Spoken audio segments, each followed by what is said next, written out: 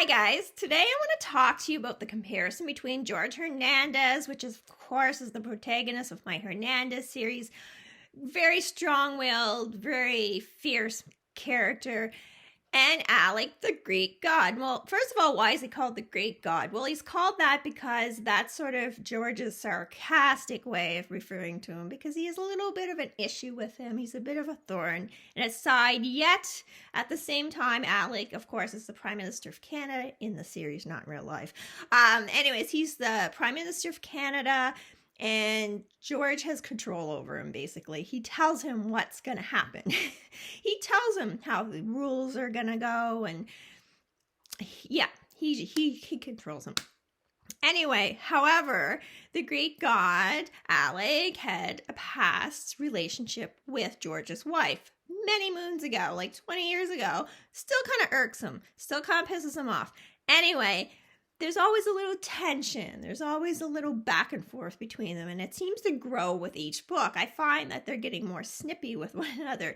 And originally it was George kind of snippy at Alec, but I find Alec's biting back a lot too as time goes on, and George kind of, doesn't like that.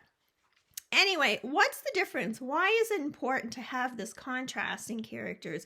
Well, it's important because they are so opposite that they kind of show each other's true colors, but at the same time they also kind of bring out something, maybe not necessarily something good, in each other.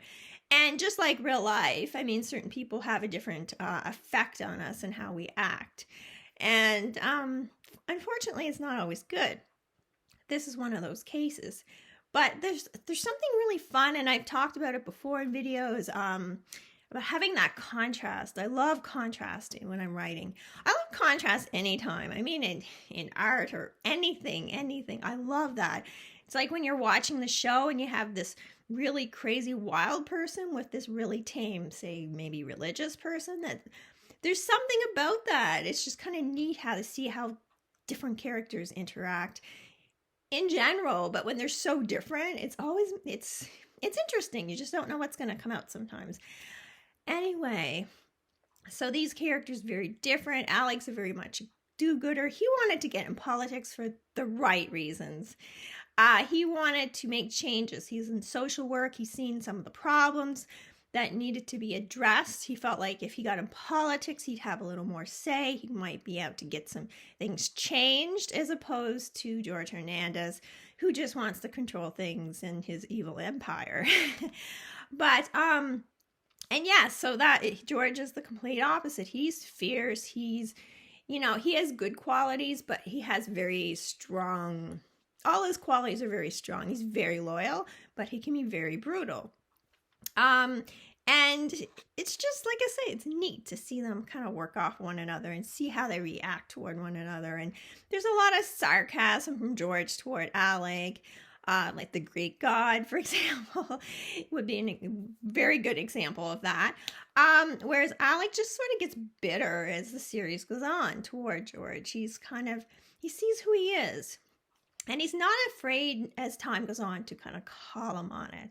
It's kind of neat. Anyway, again, like the contrast, and these two characters work off one another in an interesting way. And that's a lot of what a book is. It's how the characters get along or don't get along that makes a difference, and how they affect one another, and how they kind of get on each other's nerves, or whatever the case may be.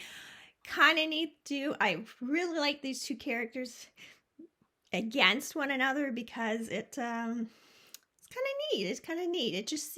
Let's just see how does George make Alec more, not just bitter, but maybe more like him? Or will Alec make George more like him? What will happen here? Kind of interesting. Check out more of my videos. Go under Hernandez series to learn all about that. And like, share, subscribe. Thank you guys. Have a great day.